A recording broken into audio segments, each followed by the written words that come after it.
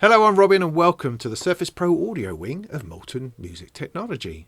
Now, over the years I've tested every single Surface Pro device since the Surface Pro 3. It's a fabulous device. I love it. I love the touchscreen, I love the pen, I love the interaction, I love the creativity, I love the way that it's sleek and lovely and mobile and movable and quiet and, middlingly powerful enough to run a working studio. Virtual instruments, effects, processing. I can connect it up to my modular, to my rest of my studio. I can run things through it. I can play things along with it. I can interact with it in ways that are extremely creative and inspiring. And it's become a vital key component within my studio.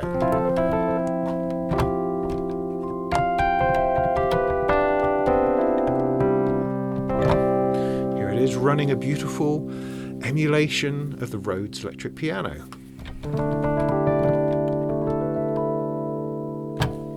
But lately I've been getting a lot of questions about the new Surface Pro 11. And of course people are asking me, is it any good for music production? Because I would be the person who knows, because I'm the one who tests it all out and presents that information to you in videos. Yes, I like to do that. That's certainly something that I do. However, I have not yet had my hands on the Surface Pro 11. So this video is not about direct experience of the Surface Pro 11. This is me talking about the potential for the Surface Pro 11 to work for music and music making. Now, I did do a video all about this yesterday. This is a slightly updated version because in response to the video I did yesterday, I've received lots of useful comments and bits and pieces from people that actually highlighted things I hadn't totally considered and also brought some badly needed experience to the game. Particularly one comment from someone who says, I've installed software and plugins and my audio interface on my Surface Pro 11 and it seems to be working all right. That is ace. That's the sort of thing that we need. So I am redoing this video in light of those sorts of comments, in light of new information that will hopefully make this far more optimistic. This is a Surface Pro 9. What happened to the Surface Pro 10? I hear you ask. Well, that's a good question. That's a very good question. Now, the Surface Pro 10 was sort of snuck out a couple of months ago. Microsoft put that out there going, the Pro 10, don't tell anyone. We're going to keep it for business, sort of enterprise and education. Now, I don't have an educational institution that I'm running and I don't have a business account, so I'm unable to get hold of a Surface Pro 10. But actually, it doesn't matter because Microsoft are sort of saying that's the old us. The new us, the new Surface Pro, is much more interested in something new, something exciting. I know you're thinking AI, AI, but it's not that. We can ignore that for the moment. What Microsoft have done is shifted to a completely different processor platform. And this is both potentially exciting and potentially disastrous. Let's talk about it, shall we? So the shift is from the traditional Intel AMD situation, which have been running our Windows computers for decades, for millennia. Since before the dinosaurs, we've had Intel and AMD working with Windows perfectly, gorgeously, wonderfully, and we've enjoyed all of the productivity and creativity that has come along with that. Microsoft have decided that they want to try something else. They're going to go with ARM processors, namely the Snapdragon X and Snapdragon X Elite, which are, by all accounts, fantastic, and should offer a whole bunch of processing power within this tiny little platform that we've just never experienced before. So that's fantastic. So what's the problem? What's the problem, Robin? Tell us what the problem is. Well, the problem is that in order to run on an ARM processor, Windows needs to be recompiled and optimized for ARM processors. And that means that any software you want to run on this version of Windows 11 has to also be recompiled and optimized for ARM processors. And that is a whole load of work. A whole load of work for developers, software developers, manufacturers, people who create the software that we want to use. And so at the moment, as of this time, I'm not aware of any DAW software, any plugin, any software instrument that will run natively on these ARM processors. Now, this is early days, and it may well turn out that that will change. I hope that will change. But for the moment, as we're talking about the Surface Pro 11 right now, these are the facts that we're going to have to understand and contend with. Now, I should caveat all of this by saying that you never know how anything is going to work until you try it. Doesn't matter what the specs say, doesn't matter what the Microsoft marketing says, doesn't matter what the website of fancy images and moving animations of how awesome this is. None of that matters. What matters is actually trying it out and having a go, because none of the specs are ever going to tell you anything helpful when it comes to trying to run digital audio software and audio interfaces at playable low latencies. And that's what I've been doing all these years. I've been testing it out and demonstrating how it works, and if it doesn't work, how we work around it and how we get the best use out of this lovely, sleek little platform for the music making and creativity that we want to use. Now, the good news is that regular software compiled and optimized for Intel should be able to run on Windows ARM. It should be able to run on the Surface Pro 11. Shouldn't be any problems at all. However, it has to run in what's called an emulated mode through some kind of transformational layer. So there's devices or a layer of software in there that's taking all the optimization and all the coding and binaries that are working on Intel processors and sort of on the fly reworking them to work properly on ARM. So your software will install and work, most likely. Can't always say for definite because there are caveats to all of that. So while the emulation layer is awesome and allows us to run all our software, it's not necessarily going to run everything. It's not all necessarily going to work. And if we want to get the best performance, which is what we need, out of our software, it's going to need to be recompiled and optimized for Windows on ARM. So we're kind of at the mercy of the manufacturers and the developers in order to do that. Are they likely to do that? Really depends on how prevalent ARM processors and Windows on ARM is going to become in the marketplace. If it's just going to be the Surface, then that seems unlikely because it's a little bit niche. But if it then starts infecting other laptops and other big players, then maybe, hopefully, development will come. So coming out of all of this emulation, transformational Intel AMD thing, the reality is that more than likely your audio software is going to install and run fine. But there's another problem. The other problem is with audio drivers, with the driver architecture, because drivers, which are the things that connect external peripherals and other bits and pieces to Windows, those are tricky. And they need direct, fast and proper access to the Windows kernel. And so to do that on Windows ARM, they need to be designed for Windows ARM. You can't get away with an emulated driver, sadly. So this is going to affect anything that requires hardware copyright protection. If you've got plugins that have a dongle or a piece of software that has a dongle, that is going to be a problem, potentially. But the biggest issue for us as music makers is that it's going to be a problem for our audio interfaces. So this is an audio interface. This is the magic brick, if you like, that provides the connections from your studio to your computer. It's got microphone preamps, it's got inputs and outputs, it's got MIDI, it's got metering, it's got headphone sockets. But more importantly, it comes with a driver, an ASIO driver, which provides super low latency transfer of data between the computer and the device. And that's what gives us our real-time, absolutely real-time playback of virtual instruments and software monitoring. If you want to monitor your vocals through your software, you need it to be happening super fast. You want to monitor your guitar through effects, exactly the same. You want playback responding to your keyboard, you need an audio interface with an audio driver which is capable of doing that. Currently, as far as I'm aware, there are no manufacturers who have produced Windows for ARM drivers for their audio interfaces. So at the moment we are having to use Wasapi drivers, which is Microsoft's own built-in audio driver architecture. Now Wasapi is half decent, but it's not as good as a high-performance ASIO driver. So what are we going to do about that? Now there are some workarounds. A few years ago I did a review of the Surface Pro X, which is the precursor to the Surface Pro 11. Surface Pro X, Surface Pro 11. Do you see how the numbers are potentially lining up there a little bit?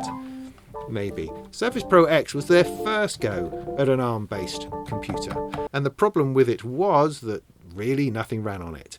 It would only support 32-bit regular Windows software, and everything had moved to 64-bit, so you could not find a 32-bit installer anywhere. I did manage to find one or two things that would run on it, but when it came to the audio driver, I was able to get this piece of software called ASIO for All to run. And ASIO for All is kind of a fudge. It's a way of wrapping up audio drivers so that you can use them together with other audio things. It's kind of like a useful, devastatingly useful piece of software that allows you to use things like the inbuilt audio within your audio software or combine it with other audio interfaces. It's a fabulous old piece of software that hasn't been updated for years, and it really sorted out the audio problems on the Surface Pro X. I am hopeful that that will be the same case on the Surface Pro 11. So let me show you exactly what I mean when it comes to these audio drivers. So I'm going to bring you in a little bit closer. We're going to just look at this, just so I can sort of get across what the hurdles are involved in getting your audio interface to work properly with the Surface Pro 11.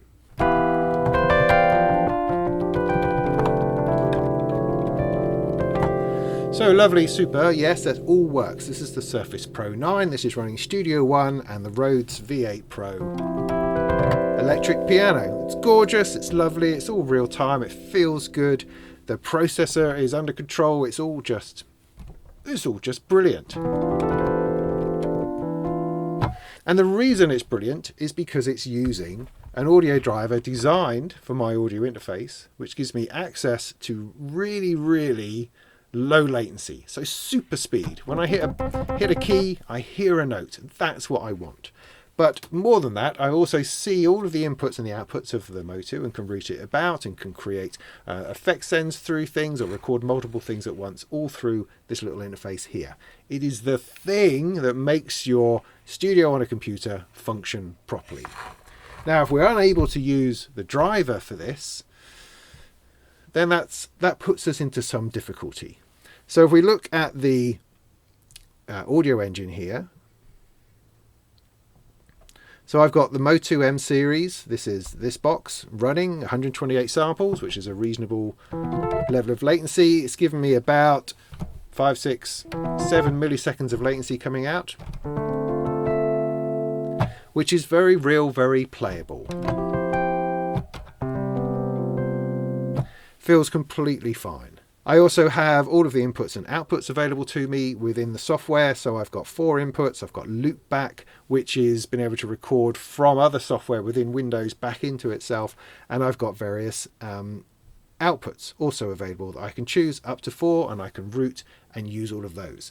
The ASIO driver for the audio interface provides all of this information to Windows that the DAW can use. And so it's a good, solid, professional, working solution. So let's see what happens when we go to Wasapi. So Wasapi is the Windows audio option, and it loads up fine in Studio One, and it reports that we now have an output latency of 26 milliseconds. Now, you shouldn't believe everything that you read within a DAW. The information that it has on latency is often slightly strange or taken from different places or not really saying what it should be saying. So let's not get confused by the figures. What it comes down to is the feel. How does it feel to play?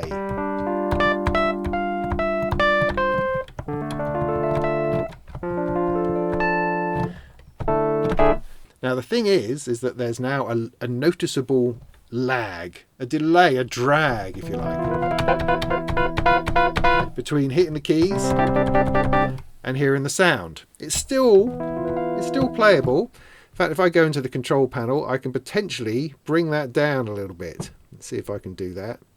There is what's called an exclusive mode with Wasapi, which brings the driver to be focused on one particular application rather than sharing between others, and that can bring the latency down. However, I can never get it to work. It goes, yeah, and then it goes away. Or sometimes I do, but not always. The other problem we have with Windows Audio is that I'm told that Wasapi drivers can see all of the inputs and outputs of your audio interface. But in my experience of it, you can't seem to access them. So within Studio One, it's showing me all of the inputs and outputs within this driver. But when I go to select them, it deselects the other one. So I'm not able to have 4 outputs or 4 inputs happening at the same time. I can select a recording device, so like inputs 1 and 2, but I can only select inputs 1 and 2. So whether Wasapi can see all of the inputs or outputs or not, it doesn't matter if I can't actually use them. So within here, I can just select one lot, and that's it. We can look at this in another way. If I use a different synth, or rather if I use a drum kit, which is far more dependent upon real-time hitting, in order to demonstrate whether that latency is working or not. So this is a drum kit. How easy is it to play with a Wasapi driver?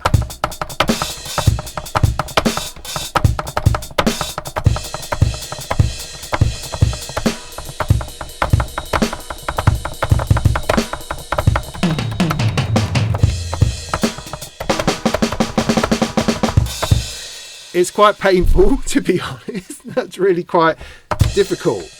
I mean, it's there, it's doable, but it's not really happening for me. If I go back to the Motu driver and back to lower latency,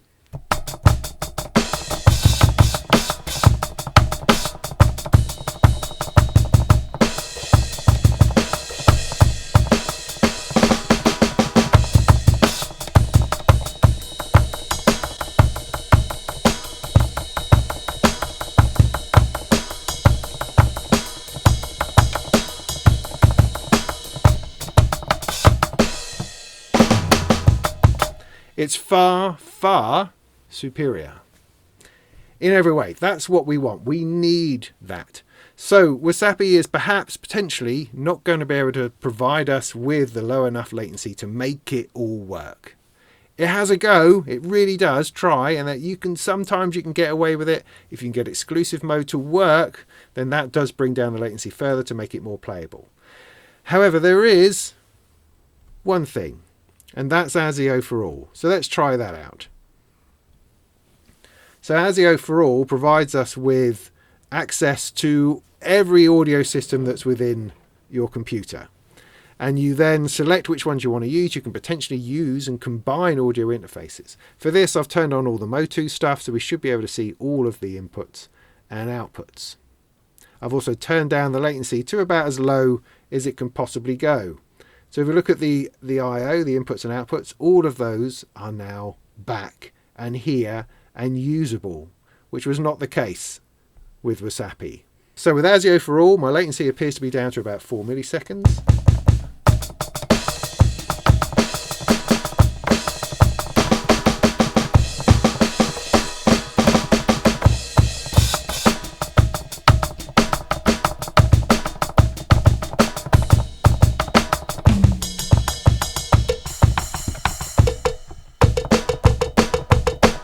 It's good, it's fine, it's very, very playable.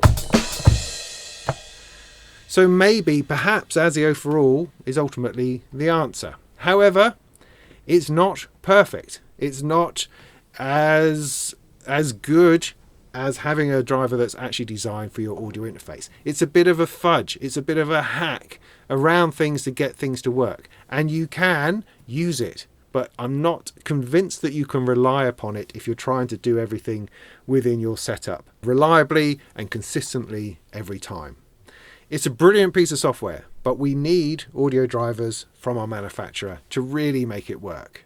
So to bring it all back to some kind of conclusion then, at this point, the Surface Pro 11 looks amazing, looks super, super powerful. It has all this AI stuff built in too, which might be nice.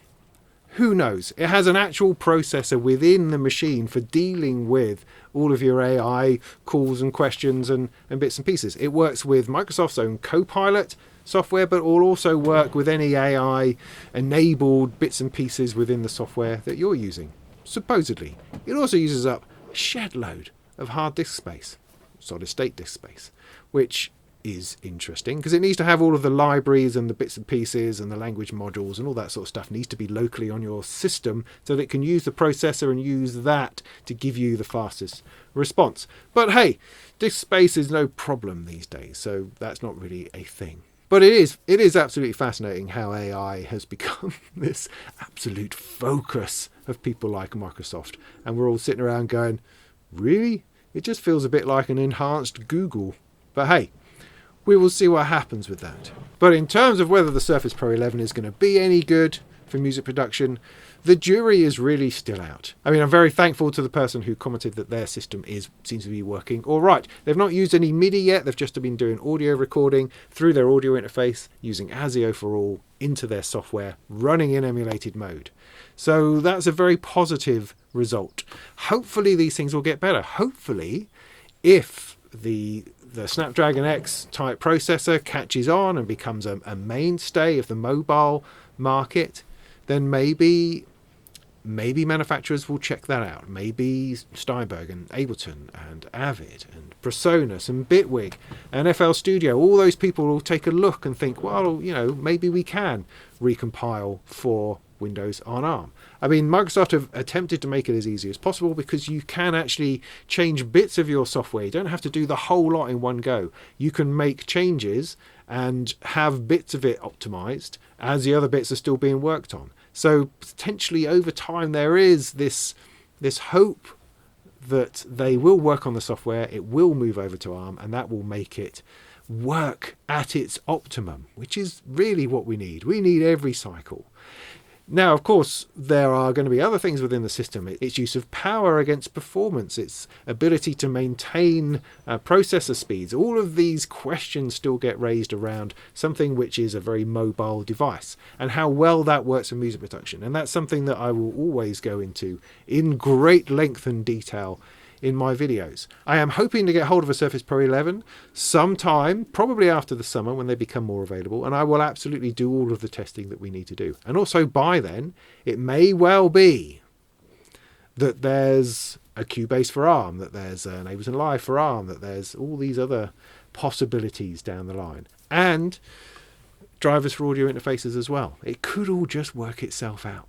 Because also, after the summer, MIDI 2.0 is apparently going to be released, legendarily. Believe it when we see it. But Windows for ARM also has MIDI 2.0 built into it in a native optimized way. So all of the functionality that MIDI 2.0 is promising to bring will be available within Windows on ARM.